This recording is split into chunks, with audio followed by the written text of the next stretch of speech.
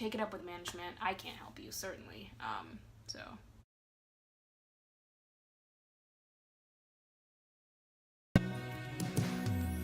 Just like the moon, I light up because of you. Spin me around in a waltz with the stars. Galaxies far are spiraling just for a view. My world revolves around you. My world revolves. Hey, so it is a Saturday night and I'm about to start reading Strange the Dreamer. I'm sleepy, so I'm probably gonna get like a couple pages in and then go to bed, but I feel like I really need to start reading. I haven't read anything for a long time now, and I've been really feeling really bad about it. Yeah, especially because I was like in the booktube games and I really wanted to, you know, read and like help my team and like whatever, but I don't know. I just haven't been reading as much as I thought I would. And then when I did read, I would always like never forget. I would like never remember to text it into the Discord chat or update my pages. And then afterwards, I felt like it would be way too late to go back and like update pages, or like people would think I was cheating or something. And I just didn't. It like I started overthinking it, and like I just get really anxious really easily. So I was like, I don't want anyone to think I'm cheating, or like maybe I just waited too long. And also, I just wasn't reading a lot anyway. I feel like I just didn't make that big of a difference. So I just, like, didn't bother. And I let it pile up. And, like, I've actually read, like, probably 5 or 6 books in February. And I only recorded, like, maybe 1 or 2. So I guess it's not, like, percentage-wise, it's not that much of a difference. But anyway, it's March.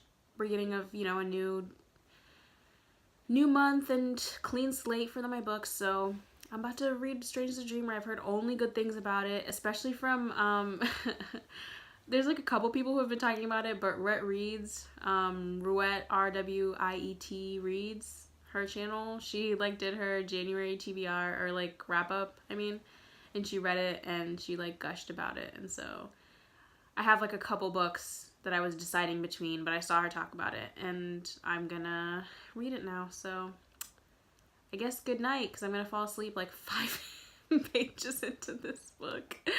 Oh, good night. I love this book so much. It's so beautiful. It's also the large print version, so it's extra thick. But, you know, we love the thickies. I'm literally only, you can see, like I'm like 30-something, 57 pages in. And it's so good. I am, obsessed. Obsessed is the right word to use. I wasn't going to use the word obsessed, but obsessed is the right word. I love the book. It's so pretty, first of all. I love that it doesn't look like a normal, like, one of the regular, boring, regular, like, girl on the cover books, you know? Like, this is so pretty and, like, simple and beautiful, and it's how it makes me feel. Like, this color is how I feel reading the book. It's so dreamy, and it's like butter. I don't even know how to describe this book. It's so beautiful, and I keep looking because I'm filming like in a building where people just walk in and out all the time. So I'm scared someone's gonna walk in. But it's so beautiful. I just want to cry. It's so beautiful. I'm only 57 pages in. This book's gonna ruin my life if this is how I feel 57 pages in. Are you kidding me? I don't have time for this book to ruin my life right now. Do you understand? Like, I just don't have that type of time. So, Miss Laini Taylor, I hope that's how you say your name, you can fight me. Like, we can square up. Tell me a time and a place. I'll be there with my hands up, ready to fight, because, girl, I got exams, I got homework. Well, how am I supposed to do that if I'm reading this book for the next probably couple of days? I mean, I'm gonna try and spread it out over a couple of days so I don't ruin my life and not turn in assignments and stuff, but like, bro, I'm ready to fight. That's it, that's the update. The update is just me saying I'm ready to fight like 7 times in a row.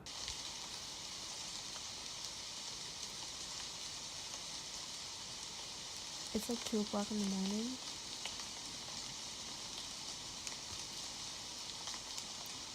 And I just finished reading Strange the Dreamer.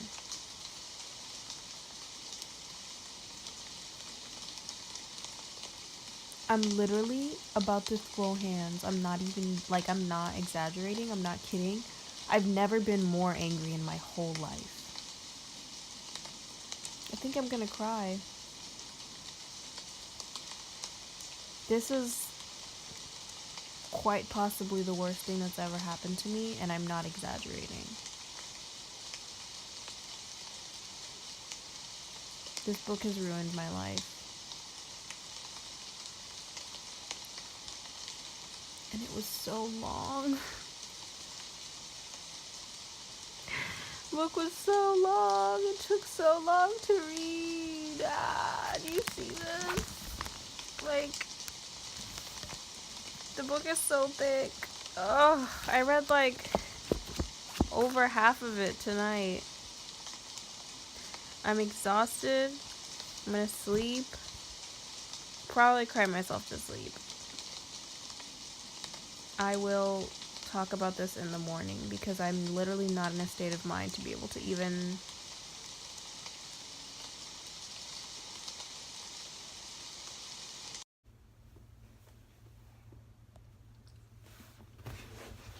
Alright, first you have to appreciate the whole outfit, so I'm just gonna let you, these are pants, darling, they're couture, you could never, oh my goodness, oh, the pants, not the pants, okay, stop, thank you, this is part of my spring break look. Maybe I should do a lookbook. You think I should do a lookbook? Oh my gosh, I just got so excited. Hold that thought. Anyway.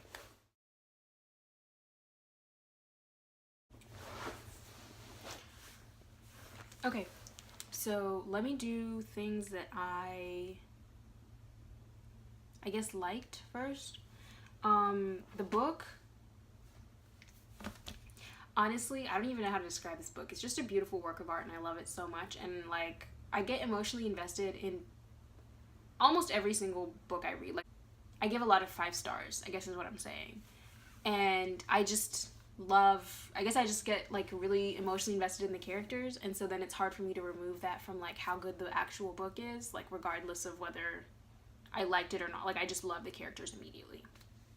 This book especially. Laszlo Strange is my beautiful, precious boy,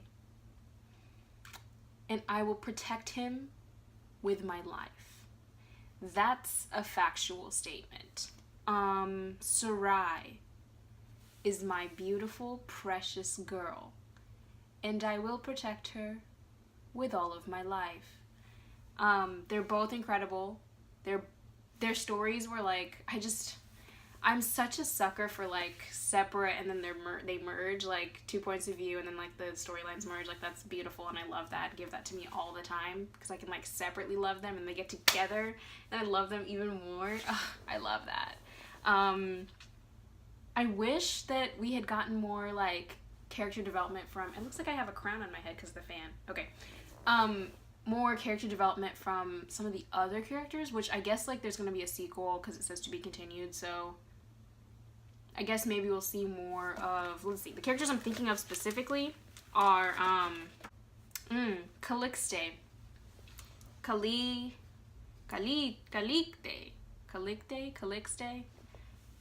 Calixte Dagas, the girl who could climb the tower. Her and the other girl whose name I'm not finding in the book, so I guess this is payment for not preparing like notes or whatever for this video, but I love her. I love her character, like she's so great, and I guess she was there just for like, it really did feel like she was just there to sort of support Laszlo's character and like bring out his whole dreamer thing, and like with the whole bet and I wish we'd seen like more of her. I really like her. She's cool. She's interesting. She's different. Should I do like a synopsis of the book? I have no idea how these work. I don't know. I wish we'd gotten more of Calixte. I guess that's okay.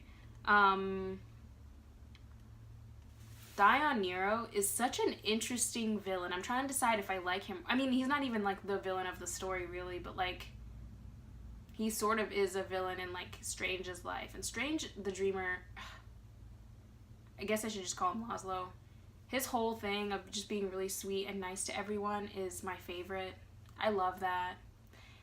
And don't get me wrong, I love complicated characters, and I love, like, you know, your main character who is the hero but isn't good all the time and, like, does bad stuff and complicated main characters. But Laszlo is so simple, like, in a good way, not in a bad way. Like, he's just a sweetheart. He just has a dream, and he wants to see the city, the unseen city, the city of Weep, and he's nice to everyone all the time. Literally, like, that's his whole thing, and I love that. That's fantastic, and it's great. Mostly because I just think everyone should be nicer all the time. Like, I'm such a sucker for just nice people. I love when people are just nice. Like, that's such a basic opinion to have. But sometimes, like, the whole, you know, tortured soul and whatever, like, I like it. But sometimes it's just easier for the character to just be a nice person. It's just, Laszlo's just a big sweetheart, big old softy sweetheart. And that is why his whole, like, tragic backstory of, like, oh my gosh, it hurt me so bad, him not being able to, you know, when, like, the city of Weep, like, the name was torn from his memory, and then when he wasn't picked to go with Errol Fane, and, like, it just made me so sad because I just wanted the best for him because he's such a good boy, you know? And when he finally, you know, he, like, stands up for himself and he goes, it's so beautiful. And then when he and Sarai, like, finally just get together and they, like, are living in the beautiful dream and, like, they're having tea together and they're kissing and they're just having a beautiful relationship and they're both, like, so innocent and sweet. And, like, that's the part that I think that maybe people thought went on for a long time, was that just, like, there was, like, a middle section of the book where everything was just kind of chill and they're living inside of his dream and the cities are, you know, teeming with life and his rich dreaming, you know, ability, and she's, like, amazed, and there's, like, a whole section back to back of, like, 2 nights of dreaming where they're just, like, living a good life and, like, nothing is going wrong. And I can understand why people are like, we didn't need all of that. Like, we could have just done one scene or, like, a little bit. And I literally just think that was so that we got some time where Laszlo was happy and not, like, you know, working in the library all the time, unable to visit Weep, and traveling constantly in this hard journey where, I mean, he had fun, but, like, you know, traveling, whatever. Like, just a period where he is with the love of his life, and they are just happy and beautiful, 2 young lovers. Like, that is my sweet spot, man. That is where I live. Like, that's right in that sweet, oh, God, I love,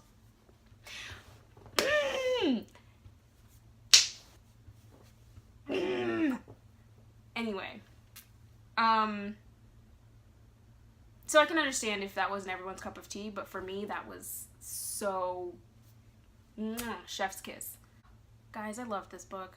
It took a long time to get through it, I'm not gonna lie. Like, around 500 pages, it was dragging a little bit. It was getting a little exhausting because I was just like, when is this gonna end? And, like, annoying little Minya and, like, just little annoying, like, can we wrap this up, please? But I think the tone of the book, like, literally is dreamy. Like, that's the word I would use to describe the book. Dreamy. It is like butter. It's very smooth and silky, and everything feels so light, and it does feel like a fairy tale, so not everything is serious all the time. You know, the tone of it is very playful and fun until the end, when it's not playful, or neither. I would say neither playful nor fun. Both of those words would then be sort of taken out of the room by playful, by fun, gone, and enter death. And that, my dear friends, is why I was crying last night. Literally, they got to be happy. Laszlo and Sarai got to be happy for like the shortest little bit of time. Just this very small piece of time where they were happy and living their lives. Then all of a sudden, death enters, and Sarai just falls from the citadel and ruins everything. It's the worst thing that's ever happened to me, I would say. Yeah, it sucked. It sucked a lot, and I hated it. It was bad. It's very bad. Mina's terrifying. She reminds me of, if you've read Maximum Ride, which, like, I feel like we all... That's not true. It's not a universal experience. My experiences are not universal. The more you know. But if you've read Maximum Ride, Angel, the whole, like, little girl, but she's, like, the one in control the whole time, like, vibe from her. I don't know what it is about that. Like, I feel like that's a trope. Honestly, I'm trying to remember if there's other... It's a very, like, you know, deceiving front of in the body of, like, a 6-year-old girl, and then they're, like, terrifying monsters who control legions of the dead to do their bidding all the time. Mina's absolutely terrifying. I like the characters of Sparrow and Ruby. It felt very Maximum Ride. Like, their whole crew, I don't know if it was also because, like, the boy's name was Feral, and, like Fang, and just their whole, like, gang or whatever felt very Maximum Ride-ish. The more that I think about it, that's gonna bother me, because it really does feel like exactly like Maximum Ride. And the only, of course, being like Fang, Feral wasn't with Sarai, but still. Excuse me.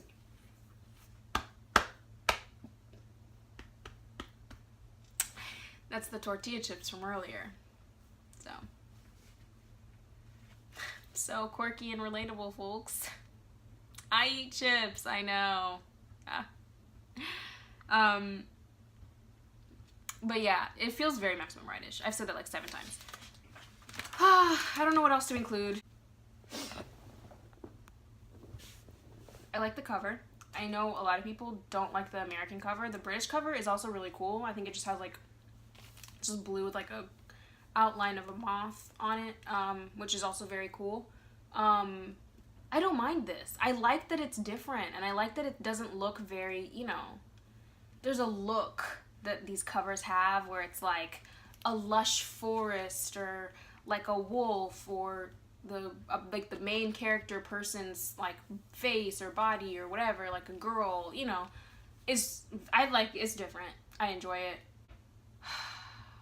I just rambled for like 12 minutes. It's just this 12 minutes. So I probably cut it down to like a reasonable amount of time.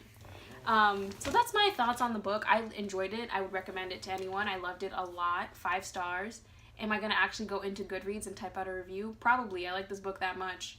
I don't ever use I'm so bad at keeping up with Goodreads. It just feels like a lot. Like, this is not what this video is about at all, but like, I joined BookTube, and I feel like I was originally just going to do like blogging, which I haven't even looked at. I was going to start a blog, and like, I don't think I've done, I like got a blog spot or a WordPress or something, and haven't like, I think I published 1, and then I didn't do anything else after that. I've had a Goodreads account for like, since like 2014. I never posted anything until last year when I was like, I'm doing BookTube, I'm starting, and so I posted like 2 or 3 reviews, and then I haven't looked at it since. And then I did my BookTube, and then I recorded the video, and like, this is the only thing I've been sort of consistent with.